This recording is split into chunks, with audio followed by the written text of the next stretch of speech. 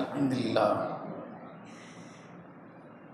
نحمده ونستعینه ونستغفره نعوذ باللہ من شرور انفسنا وسیئات اعمالنا من يهده الله فلا مضل له ومن يضلل فلا هادي له واشهد ان لا اله الا الله وحده لا شريك له واشهد ان محمدا عبده ورسوله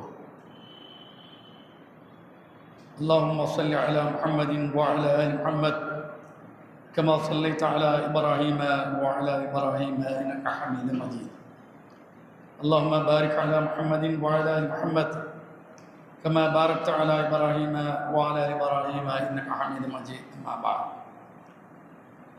إن أصدق الحديث كتاب الله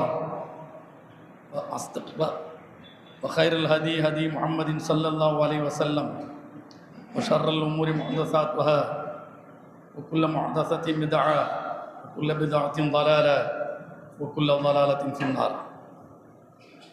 قد قال الله تعالى في القرآن العظيم أعوذ بالله من الشيطان الرجيم اتقوا الله الذي تساءلون به والأرحام إن الله كان عليكم رقيبا اتقوا الله وقولوا قولا سديدا يصلح لكم أعمالكم ويغفر لكم ذنوبكم ومن يطع الله ورسوله فقد فاز فوزا عظيما اتقوا الله حق تقاته ولا تموتن إلا وأنتم مسلمون وللرجال نصيب مما اكتسبوا وللنساء نصيب مما اكتسبنا கண்ணியத்துக்குரிய எல்லாம் அல்ல அல்லாஹ்வின் நல்லடியார்களே, அல்லாஹ்வுடைய பேரருளால் அல்லாஹ்வுடைய மார்க்கத்தை அறிந்து கொள்வதற்காக அல்லாஹ்வுடைய ஆலயம் மஸ்ஜித் முபாரக்கில் ஜும்மான் முன்னிட்டு நாம் அமர்ந்திருக்கிறோம்.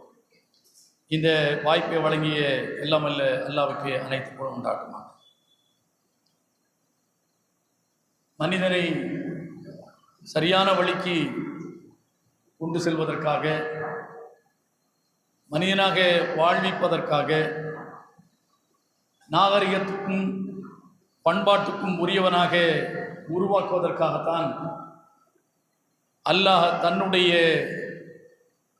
புறத்திலிருந்து வேதங்களை எல்லா காலத்திலும் இறக்கியிருக்கின்றார். இறுதி வேதமாக இறை தூதர் முஹம்மது நபி ஸல்லல்லாஹு அலைஹி வஸல்லம் அவர்களுக்கும் அல்லாஹ் அல் குர்ஆனை இறக்கி தந்திருக்கிறார். இது ஏனைய மதங்களில் நம்பப்படுகிற இதிகாசங்களை போன்றோ அல்லது நடைமுறைக்கு சாத்தியமற்றதை போன்றோ இந்த குர்ஆன் நமக்கு தரப்படவில்லை. காரணம், இது அல்லாஹ்விடமிருந்து வந்தது. மற்றவைகள் மனிதனுடைய கற்பனை வளத்தால் உருவாக்கப்பட்டவைகள். அல்லாஹ் என்பவன் உண்மையான கடவுள், அவன் என்றைக்கும் இருக்கக்கூடியவன். எனவே அவன் புறத்திலிருந்து வந்தது மனிதனுடைய மனமாச்சரியங்களுக்கு அப்பாற்பட்டதாக இருப்பதே இது காலத்துக்கும் பொருந்தக்கூடியது என்பதற்கு சான்றாக இருக்கிறது. அந்த அடிப்படையில் தான் இந்த குர்ஆன் ஆண் பெண் என்கிற இரு பாலருக்குமாக பல்வேறு உரிமைகளையும் கடமைகளையும் நமக்கு எடுத்துச் சொல்கிறது. குர்ஆனை நம்பக்கூடிய முஸ்லிம்கள் அவர்களிடத்தில் இருக்கக்கூடிய பெண்களுக்கான உரிமையை தர மறுக்கிறார்கள். அவர்கள் அடிமைகளாக நடத்தப்படுகிறார்கள். அவர்களுக்கு சமூகத்தில் எந்த சுதந்திரமும் தரப்படவில்லை என்று பிற சிந்தனை கொண்டவர்கள், குறிப்பாக பாசிஸ்டுகள் இந்த நாட்டில் ஒரு தவறான கருத்தை இன்றைக்கு கட்டமைப்பதை பார்க்கிறோம். ஆடு நனைது என்று ஓனாய் அழுத கதையாக இன்றைக்கு நாட்டில் ஏதோ இருக்கிற முஸ்லிம்களில் 10 கோடிக்கு மேற்பட்ட பெண்கள் உரிமைகள் மறுக்கப்பட்டு இன்றைக்கு அல்லகொல்லப்பட்டு கொண்டிருக்கிறார்கள் என்று அழுது புலம்புவதை பார்க்கிறோம். அதனுடைய வெளிப்பாடாகத்தான் இந்தியாவில் இருக்கக்கூடிய பல்வேறு மாநிலங்களில் பொது சிவில் சட்டத்தை மாநில அளவுக்கு இன்றைக்கு பொது சிவில் சட்டத்தை சட்டமாக்கிய நடைமுறையை பார்க்கிறோம். சில தினங்களுக்கு முன்னர் குஜராத்தில் பொது சிவில் சட்டம் நடைமுறைப்படுத்தப்பட்டிருக்கிறது. அதற்கு முன்னர் உத்தரகாண்டில் நடைமுறைப்படுத்தப்பட்டிருக்கிறது. இனி வரக்கூடிய திடுதிப்பென்று நடக்கக்கூடிய நாடாளுமன்ற கூட்டத்தொடரில் கூட இதற்கான சட்டங்கள் நடைமுறைப்படுத்தப்பட இருக்கிறது என்பதை, மசோதா தாக்கல் பட இருக்கிறது என்பதை நாம் கவனத்தில் கொள்ள வேண்டும். இஸ்லாம் எந்த அடிப்படையில் பெண்களுக்கான உரிமையை மறுத்திருக்கிறது? முதலில் பெண்களுக்கான உரிமையை மறுத்திருக்கிறது என்று சொல்லக்கூடியவர்கள் முஸ்லிம்களால் நம்பப்படுகிற குர்ஆனை அலசி ஆராய வேண்டும். அதில் பெண்களுக்கான உரிமைகள் மறுக்கப்பட்டிருக்கிறதா என்பதை படித்து பார்த்து தெரிந்து, இந்த இடத்தில் முஸ்லிம்களுக்கு பெண்களுக்கான உரிமை மறுக்கப்பட்டிருக்கிறது என்று சொன்னால் அது அறிவுடைமையான ஒரு கருத்தாக வாதகமாக எடுத்துக்கொள்ள முடியும். முட்டாள்தனமாக, மூடத்தனமாக, வெறுப்பின் விளிம்பில் இருந்து கொண்டு இப்படிப்பட்ட ஒரு முடிவை அவர்கள் எடுப்பது என்பது இந்த சமுதாயத்தை சீண்டி பார்ப்பதை தவிர வேறு ஒன்றுமே இல்லை. அல்லாஹ் திருக்குரானில் பல்வேறு உரிமைகளை திருக்குரானிலே அல்லாஹ் குறிப்பிடுகிறார். பெண்கள் அவர்கள் சம்பாதிப்பதற்கான உரிமையை அல்லாஹ் வழங்குகிறார். லிர்ரிஜாலி நஸீபும் மிம்மக்தஸபு வலின் நிசாஇ நஸீபும் மிம்மக்தஸப்ன. 4ஆம் அத்தியாயம் 32ஆம் வசனத்தில் அல்லாஹ் குறிப்பிடுகிறான். ஆண்கள் சம்பாதித்ததில் அவருக்கான உரிமைகள் இருக்கிறது. ஆண்கள் சம்பாதித்த அவர்களுடைய பொருள் திரட்டுகின்றவற்றில் அவர்களுக்கான பங்கு இருக்கிறது. அதே போன்று வலின் நிசா நசீபும் மிம்மக்தஸப்ன. பெண்கள் சம்பாதித்தால் அந்த சம்பாத்தியத்தில் அவர்களுக்கும் பங்கு இருக்கிறது. அந்த சம்பாத்தியத்தை அவர்கள் வைத்துக் கொள்ளலாம். அல்லாஹ் சம்பாதிக்கிற உரிமையை பெண்களுக்கு தந்திருக்கிறான். பெண்கள் ஓடிப்போய் உழைத்து சம்பாதிக்க கூடாது என்று இஸ்லாம் பெண்களை தடுக்கவில்லை. சம்பாதிக்கிற உரிமையை இஸ்லாம் வழங்கியிருக்கிறது. வீட்டில் முடங்கி போய் இருக்க வேண்டும் என்று சொல்லவில்லை. வெளியில் போய் நீங்கள் சம்பாதிக்கலாம். உரிய வரைமுறைகளுக்கு உட்பட்டு எதெல்லாம் இஸ்லாம் அனுமதித்திருக்கிறதோ அதையெல்லாம் உள்வாங்கிக் கொண்டு, எதெல்லாம் இஸ்லாம் தடுத்திருக்கிறதோ அதையெல்லாம் வெறுத்து அவர்கள் சம்பாதிப்பதற்கான வழியை, அனுமதியை இஸ்லாம் வழங்கியிருக்கிறது. கல்வி கற்பதற்கான உரிமை, களப்பணியாற்றுவதற்கான உரிமை பெண்களுக்கு தரப்பட்டிருக்கிறது. 9ஆம் அத்தியாயம் 71ஆம் வசனத்தில் வல் மூமினூன வல் மூமினாத் பாதுஹும் அவுலியா பாலின் அல்லாஹ் சொல்கிறான். வல் மூமினூன் நம்பிக்கை கொண்ட ஆண்கள், வல் மூமினாத் நம்பிக்கை கொண்ட பெண்கள். தனித்தனியா வார்த்தையை அல்லாஹ் பிரயோகிக்கிறான். மூமினூன் ஆண்கள், நம்பிக்கை கொண்ட ஆண்கள். மூமினாத் நம்பிக்கை கொண்ட பெண்கள். இவர்களுக்கு பாதுஹும் அவுலியா பாலின், இவர்கள் சிலருக்கு அவுலியாக்கள், பொறுப்பாளர்கள், உதவியாளர்கள் என்று அல்லாஹ் சொல்கிறான். இவர்கள் யஅமுரூன பில் மஅரூஃப் வ யன்ஹவுன அனில் முன்கர் வ யுகீமுன ஸலா வ யூதுன ஸகா வ யுதீஉன அல்லாஹ வ ரசூலஹு. அவர்கள் நல்லதை ஏவ வேண்டும், தீயதை தடுக்க வேண்டும், தொழுகையை நிலைநிறுத்த வேண்டும், ஜக்காத்தை கொடுக்க வேண்டும், அல்லாஹ்வுக்கும் அவன் தூதருக்கும் கட்டுப்பட்டு நடக்க வேண்டும். ஆக களப்பணி என்று வருகிற போது நல்லதை செய்வது, தீயதை தடுப்பது என்கிற களப்பணியில் ஆணும் ஈடுபட வேண்டும், பெண்ணும் ஈடுபட வேண்டும். அவர்கள் தொழுகை என்று வந்தால் ஆணும் தொழ வேண்டும், பெண்களும் தொழ வேண்டும். ஜக்காத்து கொடுப்பது என்றால் ஆணும் கொடுக்க வேண்டும், பெண்ணும் கொடுக்க வேண்டும். இறைவனுக்கு கட்டுப்பட வேண்டும் என்றால் ஆணும் கட்டுப்பட வேண்டும், பெண்ணும் கட்டுப்பட வேண்டும். ஒருவருக்கு உதவியாளர்களாக இருந்து கொள்ள வேண்டும் என்று அல்லாஹ் சொல்லி காட்டுகிறான். ஆக இப்படி சமமான உரிமைகள் ஆண்களுக்கு தரப்பட்டிருப்பதை போன்ற சம உரிமை பெண்களுக்கும் தரப்பட்டிருக்கிறது. ஆயிஷா நாயகி ரலியல்லாஹு அன்ஹா அவர்கள் சொல்லக்கூடிய ஒரு செய்தியை நாம் புகாரில், முஸ்லிமில் 552வது ஹதீஸாக பார்க்கிறோம். சாலத்து இம்ரத்துன் நபிய ஸல்லல்லாஹு அலைஹி வஸல்லம், ஒரு பெண் நபியிடத்தில் வந்து கேட்கிறாள். என்ன கேட்கிறாள்? கைஃப தக்தஸிலு மின் ஹைலத்திஹா. ஒரு பெண் அவளுக்கு மாதவிலக்கு ஏற்பட்டால் எப்படி குளிக்க வேண்டும் என்று கேட்கிறாள். மாதவிலக்கு ஏற்பட்டால் எப்படி குளிக்க வேண்டும்? நம்ம தாய்மார்கள்ட்ட கேட்டு பாருங்க, குளிக்க வேண்டும் என்று சொல்வார்கள். ஆனால் அதற்கான முறையை தெரிந்து கொள்ள வேண்டும் என்று அல்லாஹ்வுடைய தூதரிடத்தில் ஒரு பெண் வந்து கேட்கிறாள். மாதவிலக்கு ஏற்பட்டால் எப்படி குளிக்க வேண்டும்? அப்போ நபிகள் நாயகம் ஸல்லல்லாஹு அலைஹி வஸல்லம் சொன்னார்கள், ஃபதக்கரத் அன்னஹு அல்லமஹா கைஃப தக்தஸிலு. எப்படி குளிக்க வேண்டும் என்பதை நபி அவர்கள் கற்றுக் கொடுக்கிறார்கள். முதலில் அசுத்தமான இடத்தை தூய்மைப்படுத்த வேண்டும். பிறகு வலது பக்கமாக, அதாவது தொழிலைக்கு ஒது செய்வதை போன்று ஒது செய்ய வேண்டும். காலை கழுவுவதை தாமதப்படுத்திக் கொள்ள வேண்டும். வலது பக்கமாக உறுப்புகளை மேலிருந்து கீழாக என்ன செய்ய வேண்டும்? நனைக்க வேண்டும். பிறகு இடது பக்கமாக நினைக்க வேண்டும், பிறகு முழுவதுமாக குளித்துவிட்டு வெளியே வருகிற போது வலது காலை 3 முறை இடது காலை 3 முறை கழுவிட்டு அவர்கள் வெளியே வர வேண்டும் என்ற இந்த குளிப்பின் முறையை, அதாவது மாதவிலக்குக்கு பிறகு சுத்தமானதற்கு பிறகு குளிக்கிற இந்த முறையை நபி அவர்கள் அந்த பெண்ணுக்கு என்ன செய்தார்கள், சொல்லி காட்டினார்கள். பிறகு நபிகள் நாயகம் ஸல்லல்லாஹு அலைஹி வஸல்லம் சொல்கிறார்கள், அப்படி குளித்ததற்கு பிறகு தாஹுது ஃபுர்ஸதம் மின் மிஸ்கின், குளிக்கும் போது இலந்தை மரத்தினுடைய இலைகளை கலந்து குளிக்க வேண்டும். குளித்ததற்கு பிறகு அந்த பெண்கள் மாதவிலக்கு வரக்கூடிய அந்த உறுப்பில் அவர்கள் கஸ்தூரி கலந்த ஒரு பஞ்சை, ஒரு துணியை வைத்துக் கொள்ள வேண்டும் என்று நபிகள் நாயகம் ஸல்லல்லாஹு அலைஹி வஸல்லம் அவர்கள் இவ்வளவு விவரமான சொல்லி கொடுக்கிறாங்க. காலத், அந்த பெண் திரும்பவும் கேட்கிறாள், கைஃபா அத்தஹர் பிஹா, இந்த கஸ்தூரி கலந்த இந்த பஞ்சை வைத்து எப்படி சுத்தம் செய்வது? திரும்ப கேட்கிறாள். ஏற்கனவே நபி அவர்கள் விவரமாக சொல்லிவிட்டார்கள். திரும்பவும் அந்த பெண்மணி என்ன செய்கிறாள், திரும்பவும் இந்த கேள்வியை கேட்கிறாள்.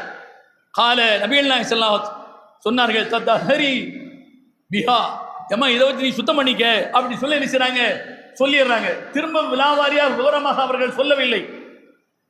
சொல்லாமல் தத்தஹரி பிஹா, சுப்ஹானல்லாஹ், என்ன இது, ஏற்கனவே விவரமா சொல்லியாச்சு, திரும்ப இதை வச்சு நீ சுத்தம் பண்ணிக்க, திரும்ப எப்படி என்று கேட்கிறாயே, சுப்ஹானல்லாஹ் என்று நபிகள் நாயகம் ஸல்லல்லாஹு அலைஹி வஸல்லம் நினைச்சாங்க இந்த வார்த்தையை சொன்னார்கள்.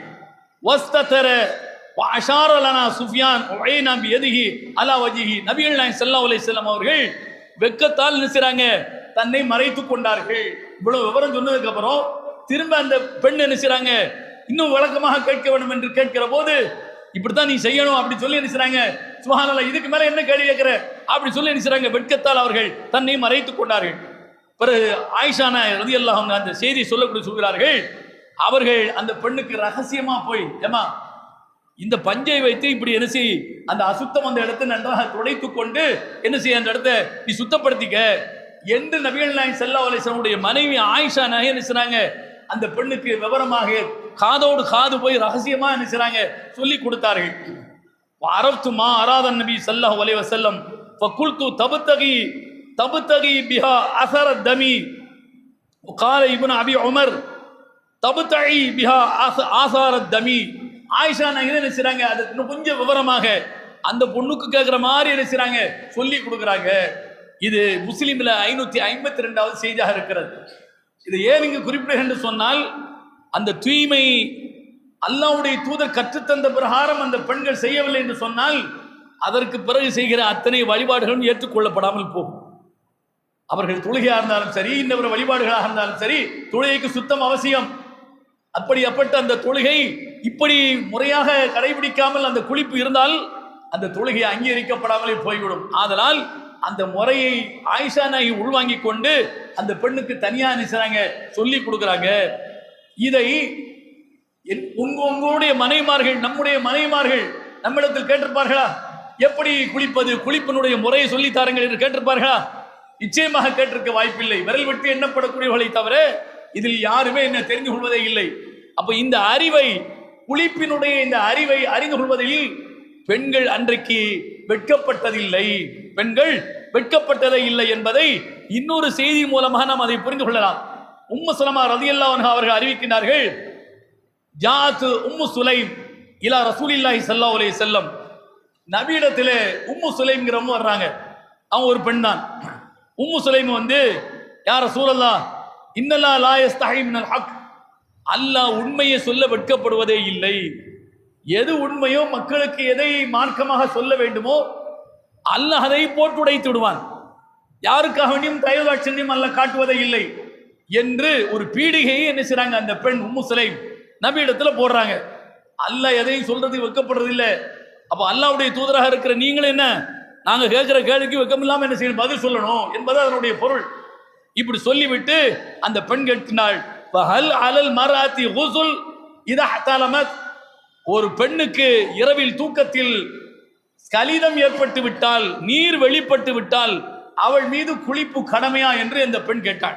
யார்? உம்மு சுலைம் என்கிற அந்த பெண், சஹாபியத்தான பெண் கேட்டாள். கால நபிகள் நாயகம் சொன்னாங்க, நாம் இதா ரஅத்தில் மா, ஆமா, குளிப்பு கடமை தான். எப்ப ஆடையில் அந்த நீர் வெளிப்பட்டு ஆடை நனைந்து விட்டால் கட்டாயமாக குளிக்க வேண்டும், கட்டாயமாக குளிக்க வேண்டும் என்று நபிகள் நாயகம் ஸல்லல்லாஹு அலைஹி வஸல்லம் அவர்கள் சொல்றாங்க. இது புகாரியில 6121 இருக்கிறது. இன்னொரு செய்தி புகாரியில இடம்பெற்றிருக்கிறது 130வது ஹதீஸாக. அதே உம்மு சுலைம் ரலியல்லாஹு அன்ஹா அவர்கள் கேட்ட கேள்விதான்.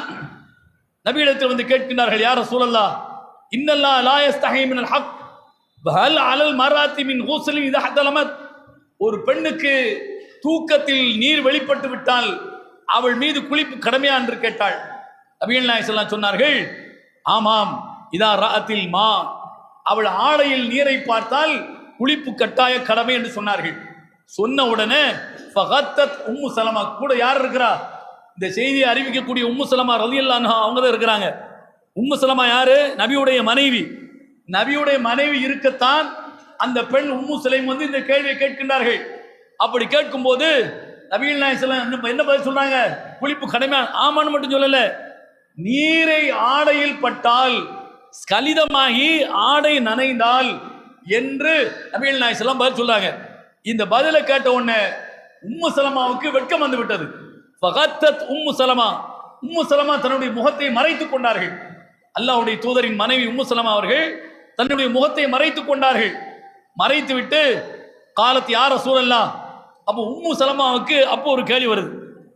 நீரை ஆடையில் பட்டால், அந்த ஆடையில் நீரை பார்த்தால் குளிக்க வேண்டும் என்று சொல்கின்றீர்கள், அவங்களுக்கு என்ன கேள்வி வருதுன்னு சொல்லி சொன்னா, ஓ, பெண்ணுக்கும் இது மாதிரியான நீர் வெளிப்படுமோ? ஆணுக்கு வெளிப்படுவதை போன்று ஆணுக்கு தூக்கத்துல கனவுல என்ன செய்யும்? ஆணுக்கு நீர் வெளிப்படும், ஆடை நனைந்து விடும், ஆனால் பெண்ணுக்கும் இப்படி இருக்குமா என்று அந்த உம்மு சுலைம் கேட்டதற்கு விடையாக இறைத்தூதர் சொன்னதற்கு பிறகு உம்மு சலமாவுக்கு என்ன ஒரு சந்தேகம் வந்து விட்டது, வெட்கமும் வந்து விட்டது. வெட்கத்தால் முகத்தை மறைத்துக் கொண்டார்கள். மறைத்துக் கொண்டு இன்னொரு கேள்வி கேட்கிறார்கள். யாரு? உம்மு சலமா ரலியல்லாஹு அன்ஹா அவங்க என்ன கேட்கிறாங்க? யா ரசூலல்லாஹ், அவ தஹதலிமுல் மர்ஆ, ஒரு பெண்ணுக்கும் இது மாதிரி அதாவது நீர் வெளிப்படுமா?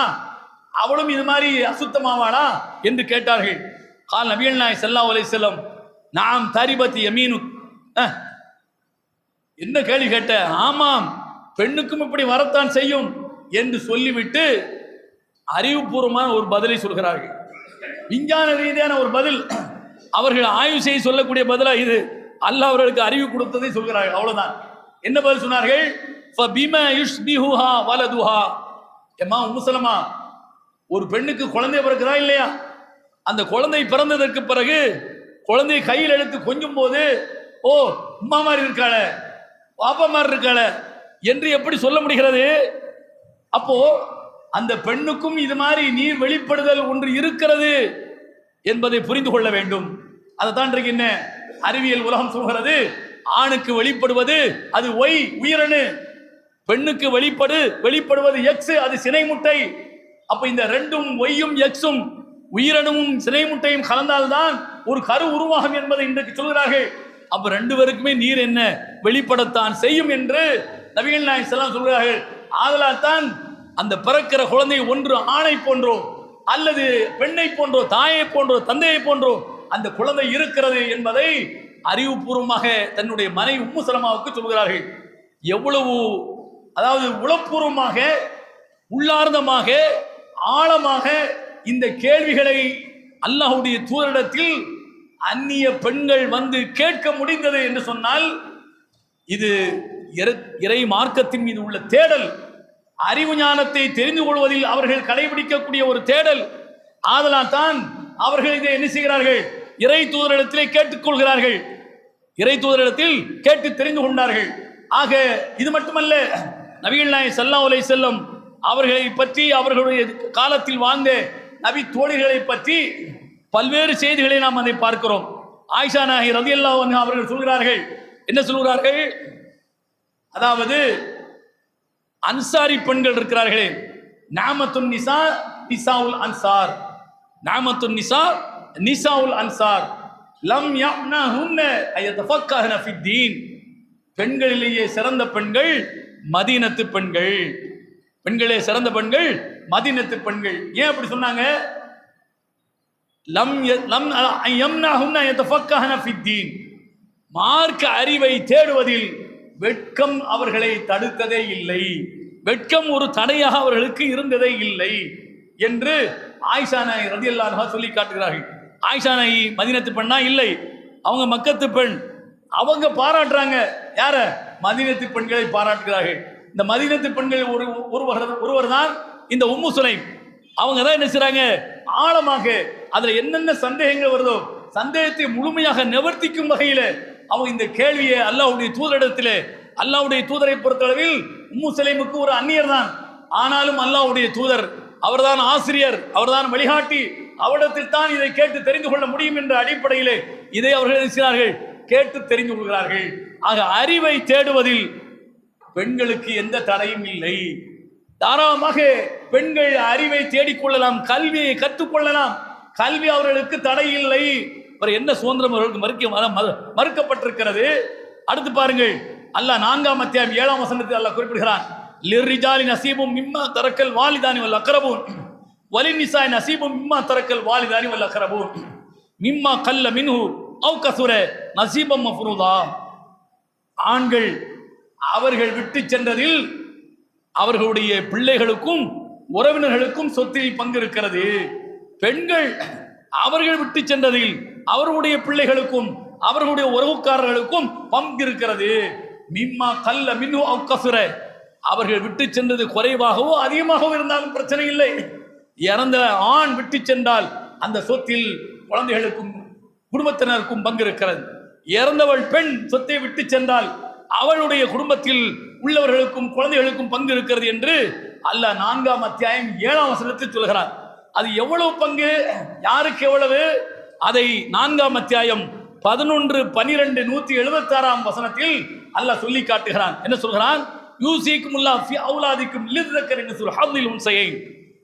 அல்லாஹ் சுப்ஹானஹு வ தஆலா 2 பெண்களுக்குரிய பங்கு ஒரு ஆணுக்கு இருக்கிறது என்று அல்லாஹ் சொல்கிறான். ஒரு ஆணும் 2 பெண்ணும் இருக்கிறார்கள். இறந்தவர் தகப்பனார் அல்ல இறந்தவள் தாய் என்று வைத்துக் கொள்ளுங்கள். அந்த தாயுடைய சொத்தில் அல்ல தகப்பனுடைய சொத்தில் ஒரு ஆண் 2 பெண் இருக்கா என்று சொன்னால் ஒரு ஆணுக்கு 2 பங்கு, பெண்ணுக்கு ஒவ்வொரு பங்கு கொடுக்க வேண்டும் என்று அல்லாஹ் இந்த வசனத்திலே சொல்லி காட்டுகிறான். இன்குன்ன நிசான் ஃபௌக சுனத்தைன் ஃபலஹுன்ன சுலுஸா மா தரக.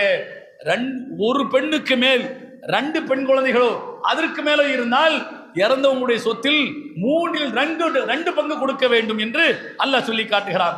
வயின்கானது வாஹிதத்தன் ஃபலஹன் நிஸ், ஒரே ஒரு தான் இருக்கிறாள், இறந்தவருக்கு ஒரே ஒரு பெண் மட்டும் தான் வாரிசா இருக்கிறாள், சரிபாதியை கொடுக்க வேண்டும், இறந்தவருடைய சொத்திலிருந்து சரிபாதியை கொடுக்க வேண்டும் என்று அல்லாஹ் சுப்ஹானஹு வ தஆலா சொல்லி காட்டுகிறான். பாருங்க, அப்போ பெண்ணுக்கான சொத்துரிமை இது பெண் என்றால் பெண் குழந்தைகளுக்கு மட்டுமில்ல, கணவனுடைய சொத்தில் மனைவிக்கு, மனைவியுடைய சொத்தில் கணவனுக்கு, தாப்பனுடைய சொத்தில் பிள்ளைகளுக்கு என்று அல்லாஹ் சொல்லி காட்டுகிறான். அது மட்டுமல்ல, பிள்ளையுடைய சொத்தில் தகப்பனுக்கும் தாய்க்கும், இப்படியெல்லாம் அல்லாஹ் சொத்துரிமை திருக்குர்ஆனில் சொல்லி காட்டுகிறான். அப்போ இந்த சொத்துரிமை, பெண்களுக்கான இந்த சொத்துரிமையை யாராவது நினைத்து பார்த்திருக்க முடியுமா?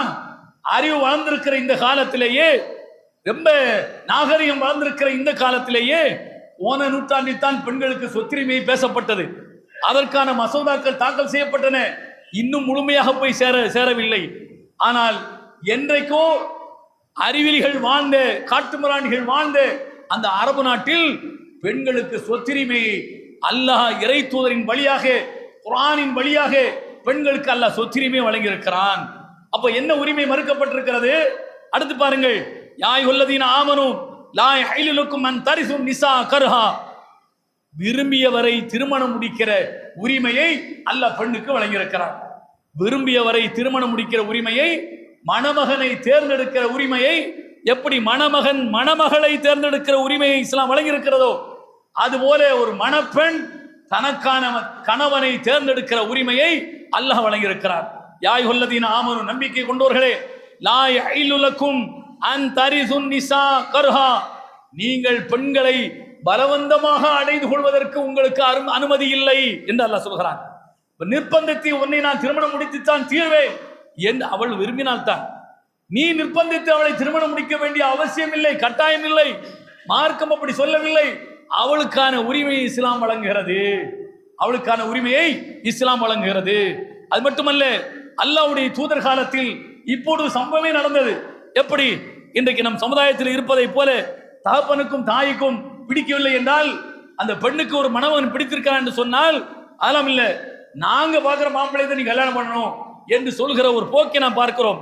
அவருடைய மனநிலையை தெரிந்து கொள்வதில் ஆழமாக அவளோடு அமர்ந்து உட்கார்ந்து எந்த மணமகனை தேர்வு செய்ய வேண்டும், தேர்வு செய்யக்கூடாது, அதனுடைய பிளஸ் மைனஸ் என்ன என்பதை, அவனுடைய ஒழுக்கக்கேடு இவைகளெல்லாம் உட்கார்ந்து பேசி அவளுடைய உரிமையை என்ன என்று தெரியாமல் இன்றைக்கு இருக்கிற இந்த சூழலை நாம் பார்க்கிறோம். ஆனால் அல்லாஹ்வுடைய தூதர் வாழ்ந்த காலத்திலேயே ஹன்சா பின் ஹிதாம் என்கிற ஒரு பெண் அல்லாஹ்வுடைய தூதரிடத்திலே வருகிறாள். வந்து இன்ன அபாஹா ஜவ்வஜஹா வஹிய ஸய்யிப், அவங்க சொல்றாங்க, என்னுடைய தகப்பன் என்னை ஒருவருக்கு மனம் முடித்து கொடுத்தார், நானோ சய்யிபாக இருக்கிறேன். சய்யிப் என்று சொன்னால் திருமணம் முடித்து விவாகரத்தான ஒரு பெண், அவள் கன்னிப்பெண் அல்ல. யார்? ஹன்சா பின் ஹிதாம் என்கிற இந்த பெண் கன்னிப்பெண் கிடையாது, ஏற்கனவே ஒரு வாழ்க்கையை அனுபவித்தவள்.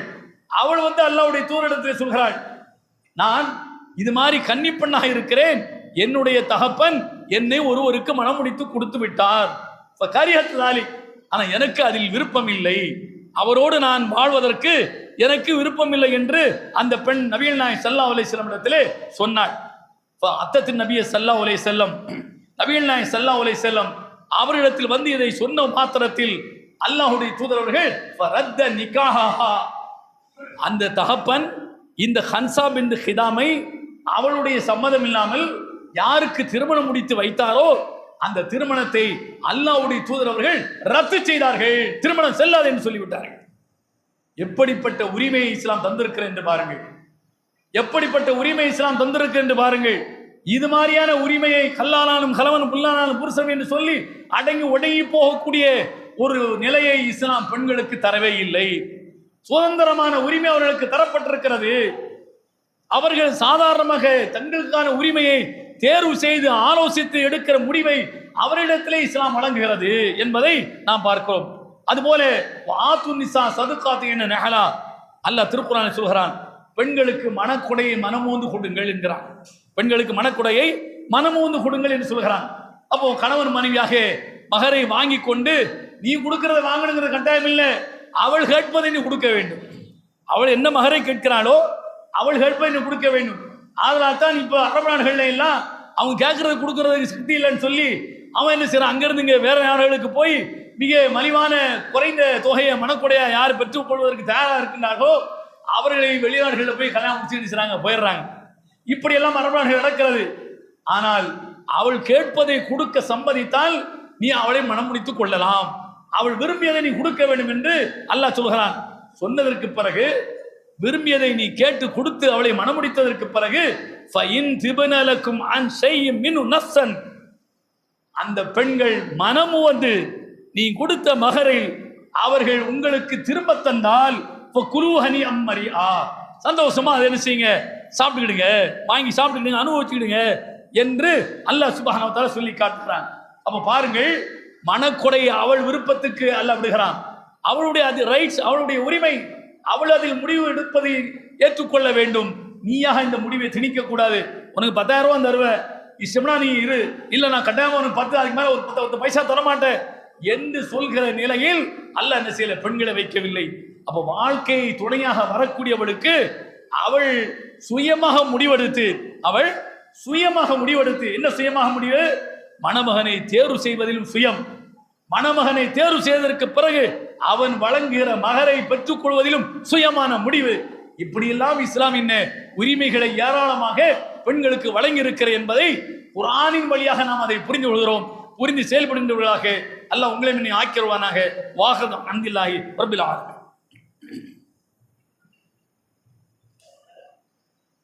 அல்ஹம்துலில்லாஹ் வஸ்ஸலாத்து வஸ்ஸலாமு அலா ரசூலில்லாஹ் அம்மா பஅத். இத்தகுல்லாஹ் ஹக்க துகாத்திஹ் வலா தமுத்துன்ன இல்லா வஅன்தும் முஸ்லிமூன். கண்ணியத்துக்குரிய சகோதரர்களே, தாய்மார்களே, இஸ்லாம் பெண்களுக்கான உரிமைகள் ஏராளம் வழங்கியிருக்கின்றன. அதில் பல உரிமைகளை குறித்து நாம் தொடர்ந்து கேட்டு வருகிறோம். ஏன் அதை நாம் தெரிந்து கொள்ள வேண்டிய கட்டாயத்தில் இருக்கிறோம் என்று சொன்னால், நமக்கு எதிராக ஒரு மாதவிடாய் பருவ பெண்கள் நுழைய விதிக்கப்பட்டிருந்த கட்டுப்பாடு என்பது முழுவதும் அது தப்பு அப்படின்னு சொல்லி 2018 ஒரு தீர்ப்பு சொன்னாங்க. 2018 ஐவர் கொண்ட அமர்வில் உச்ச நீதிமன்றத்தில் என்ன, அது பெண்களுக்கான உரிமை பறிக்கப்படுகிறது, வழிபாட்டு தலத்திற்குள் பெண்கள் தாராளமாக போகலாம் என்று உச்ச நீதிமன்றம் என்ன அன்றைக்கு சொன்னது. ரஞ்சன் கோகாய் தலைமையில் ஐவர் கொண்ட குழு அப்படி ஒரு தீர்ப்பை சொல்லுது. அந்த ஐவரில் 4 பேர் பெண்களுக்கான உரிமை இதனால் பறிக்கப்படுகிறது, ஆணும் பெண்ணும் சமம், அது என்ன வழிபாட்டு தலத்தில் பெண்கள் போகக்கூடாது, அதாவது குழந்தைகள் வயதான பெண்கள் மட்டும் போகலாம், இடையில் இருக்கக்கூடிய பருவ பெண்கள் போவதற்கு தடை என்று அந்த ஐயப்பன் கோயில் நிர்வாகம் தடை விதித்திருந்தது. இதற்கு எதிராக பெண்ணியம் பேசக்கூடியவர்கள் வழக்கை தொடுத்து அது உச்ச நீதிமன்றத்தில் விசாரணைக்கு வருகிறது 2018. அதில் தான் இப்படி ஒரு உத்தரவு போடுகிறார்கள். 4 பேர் போகலாம்னு சொல்லி உத்தரவு போடுறாங்க. ஒரே ஒரு பெண் நாகரத்னா என்கிற நீதிபதி இல்லை, அது சரியில்லை, அதாவது அவங்க அல்ல, 4 பேர் போடுறாங்க, ஒரு ஆள் நிறுத்துறாங்க, இது மத சம்பந்தப்பட்டது சொல்லி சொன்னதுனால மெஜாரிட்டி அடிப்படையில் அந்த உத்தரவு போடப்படுகிறது. நாடே மொத்த கேரளாவே என்ன பெரிய அளவுக்கு போராட்டத்தில் இறங்கியது. விட முடியாது என்று அவர்கள் சொல்ல, இல்லை உச்சநீதிமன்ற உத்தரவு என்று இவர்கள் சொல்ல மிகப்பெரிய அளவுக்கு கலவரம் நடந்தது. அந்த 2018க்கு பிறகு மீண்டும் 2019 இதே வழக்கு மீண்டும் விசாரணைக்கு வருகிறது. அப்படி வருகிற போது 2019 ரஞ்சன் கோகாய் தலைமையில் வந்த அந்த அமர்வில் 3:2 என்கிற அடிப்படையில் அந்த உத்தரவு என்ன வருகிறது. அதாவது 3 பேர் என்ன போகலாம், அனுமதிக்கலாம், 2 பேர் அனுமதிக்க முடியாது அப்படி சொல்லி என்ன சொல்றாங்க. இப்போ கடந்த 7/4/2026 மீண்டும் அந்த வழக்கு உச்ச நீதிமன்றத்துக்கு வருகிறது. 2019 வரும்போது இது மத விவகாரமாக இருக்கிறது, இதுல நம்ம 5 பேர் உட்கார்ந்து தீர்மானிச்சா சரியா வராது, இது அதிகப்படியான நபர்கள் இருக்கக்கூடிய நீதிபதிகள் அமர்வுக்கு 9 பேர் கொண்ட அமர்வுக்கு இந்த தீர்ப்பு என்ன செய்றாங்க, தள்ளி விடுறாங்க. 9 பேர் உட்கார்ந்து அவங்க ஆய்வு செய்து விசாரித்து இந்த தீர்ப்பு சொல்லட்டும் அப்படின்னு சொல்லி 2019 என்ன செய்றாங்க, தள்ளிடுறாங்க. அதுதான் 7/4/2026 உச்சநீதிமன்ற தலைமை நீதிபதி சூரியகாந்த் தலைமையில் இருக்கிற 9 பேர் கொண்ட நீதிபதிகள் அமர்வில் இந்த வழக்கு விசாரணைக்கு வருகிறது. இந்த வழக்கில் நாம் கவனிக்க வேண்டியது என்னவென்று சொன்னால், மத்திய அரசினுடைய சொலிசிட்டர் ஜெனரல் இருக்காரா இல்லையா, துஷார் மேத்தா தலைமை வழக்கறிஞர், அவர் இந்த வழக்கில் ஆஜராகி அரசனுடைய கருத்தை முன்வைக்கிறார். அரசுனா பிஜேபி அரசு. மத்திய அரசுடைய கருத்து என்ன கருத்து? பெண்களுக்கான உரிமை பறிக்கப்பட்டதைத்தான் நீதிமன்றம் மாற்றி அமைத்தது. 4 பேரும் சேர்ந்து சொன்னாங்க உள்ள போகலாம், ஆணும் பெண்ணும் வழிபாட்டு தலத்திற்கு போகலாம், தடுக்கிறதுக்கு யாருக்கும் உரிமை இல்லை என்று சொன்னார்கள். அது 2019 3:2 என்ற அடிப்படையில் சொன்னார்கள். சொல்லிட்டு 9 பேர் கொண்ட அமர்வுக்கு என்ன செய்தாங்க, அந்த வழக்கு என்ன செய்தாங்க, தள்ளி வச்சாங்க. இப்போ 9 பேர் கொண்ட அமர்வுக்கு இந்த வழக்கு வந்த போது இது துஷார் மேத்தாவுடைய மத்திய அரசுடைய சொலிசிட்டர் ஜெனரல் துஷார் மேத்தாவுடைய கருத்து என்று சொன்னால் மத்திய அரசு சொல்லக்கூடிய கருத்து. மத்திய மோடி தலைமையில் உள்ள அரசு இதுதான் நீதிமன்றத்தில் நீங்க சொல்லணும் என்று சொல்வதை துஷார் மேத்தா உச்ச நீதிமன்றத்தில் சொல்கிறார். என்ன சொல்கிறார்? அதான் நாம் கவனிக்க வேண்டியது. அனைத்து சமய பிரிவுகளின் நடைமுறைகளையும் நாம் மதிக்க வேண்டும். எங்க உச்ச நீதிமன்றத்தில் அனைத்து சமய பிரிவுகளுடைய ஒவ்வொரு சமயத்திற்கும் உள்ளுக்குள்ள பல பிரிவுகள் இருக்கிறது. அந்த சமயத்துக்கும் என்று நடைமுறை இருக்கிறது, உள்ளுக்குள்ள இருக்கிற ஒவ்வொரு பிரிவுக்கும் சில நடைமுறைகள் இருக்கிறது. எல்லாவற்றையும் மதிக்க வேண்டும். அனைத்தையும் கண்ணியம் உடல் ரீதியான சுதந்திரத்துடன் நாம் ஒப்பிட முடியாது. இந்த வழக்கை பொறுத்தளவில் எல்லாத்தையுமே இது சுதந்திரம் அவர்களுக்கு மறுக்கப்படுகிறது, இவர்களுடைய சுதந்திரம் பறிக்கப்படுகிறது என்ற கோணத்தில் இது மாதிரியான மத நம்பிக்கைகளை மத நடைமுறைகளை நாம் என்ன செய்யக்கூடாது, பார்க்கக்கூடாது. இதில் அவர் சுதந்திரம் போயிருச்ச, இவருடைய உடலுக்கு பெரிய அளவுக்கு தீங்கு ஏற்படுத்திருச்ச, அவர் மனதை காயப்படுத்திருச்ச என்றெல்லாம் பார்க்கக்கூடாது. உள்ள போறதுக்கு உனக்கு தடை என்று சொல்வதன் மூலம் அவர் மனது காயப்படுது என்றெல்லாம் பார்க்கக்கூடாது. உள்ள போறதுக்கு உனக்கு தடை என்று பெண்ணை மட்டும் தடுப்பது என்பது அவருடைய உரிமையை பறிப்பது என்றெல்லாம் பார்க்கக்கூடாது. என்ன, அவங்கவுங்களுக்கான மத நம்பிக்கை இருக்கிறது, மத வழிபாடு இருக்கிறது, உள்ளுக்குள்ள பல வகையான நெறிமுறைகள், சட்ட நெறிமுறைகள் இருக்கிறது, அதைத்தான் பார்க்க வேண்டும் என்று சொல்லி அவர் தன்னுடைய கருத்தை நினைக்கிறார், எடுத்து வைக்கிறார். அது நீண்ட நெடிய, அதாவது நீங்க நேற்றைய தினமணியில் நீங்க படித்து பார்த்தால், பத்திரிகையில பார்த்தால் இதுவும் என்ன ஒரு வாரத்தில் இருக்கும், பார்த்துருங்க. ஆக துஷார் மேத்தாவுடைய கருத்து மத்திய அரசுடைய கருத்து, நீண்ட நெடிய கருத்து. இன்னும் விசாரணை நேற்றும் நடந்திருக்கிறது, இன்றைக்கும் நடக்கிறது. இந்த விசாரணை இன்னும் முடியவில்லை. ஆனால் ஒரு அரசுடைய கருத்தாக ஆணும் பெண்ணும் சமம் என்று வழிபாட்டு தளத்தில் பார்க்க கூடாது. அந்தந்த மதத்தில் பெண்களுக்கு என்ன தரப்பட்டிருக்கிறது, ஆண்களுக்கு என்ன தரப்பட்டிருக்கிறது, வழிபாட்டு தளத்தில் என்ன, வழிபாட்டுக்கு வெளியே என்ன, அவங்க குடும்பத்துக்குள்ள என்ன, குடும்பத்துக்கு வெளியே என்ன என்றெல்லாம் அந்தந்த மதத்தில் சில வழிமுறைகள் வரைமுறைகள் இருக்கிறதா இல்லையா, அதைத்தான் பார்க்கணும். யார் சொல்றா? மத்திய அரசு சொல்கிறது. அப்ப இந்த பார்வையே முஸ்லிம்களுக்கு இல்லை, இந்த பார்வையை முஸ்லிம்களுக்கு பார்க்க கூடாது. எல்லா முஸ்லிம்களும் 10 கோடி முஸ்லிம் பெண்களும் மோடியுடைய அந்த அலுவலகத்துக்கு முன்னால போய் போராட்டம் பண்ணாங்களா? எங்க சமுதாயத்தில், எங்களுடைய மதத்தில் எங்களுக்கு தர வேண்டிய உரிமையை ஆண்கள் எல்லாம் பறிச்சிட்டாங்க, இஸ்லாத்தை இப்படி இல்லை, உரிமைகள் எங்களுக்கு இல்லை, மொத்தத்தில் பறிச்சிட்டாங்க என்று வந்து போராட்டம் நடத்தினார்களா? உங்கள்கிட்ட வந்து மண்டாடினாங்களா? யாரும் மனு செய்தார்களா? யாரும் செய்யல. அப்போ இது ஒரு கண்ணில் சுண்ணாம்பு ஒரு கண்ணில் வெண்ணையை வைத்து பார்க்கிற பார்வை, இது பாசிஸ்டுகளுடைய பார்வை.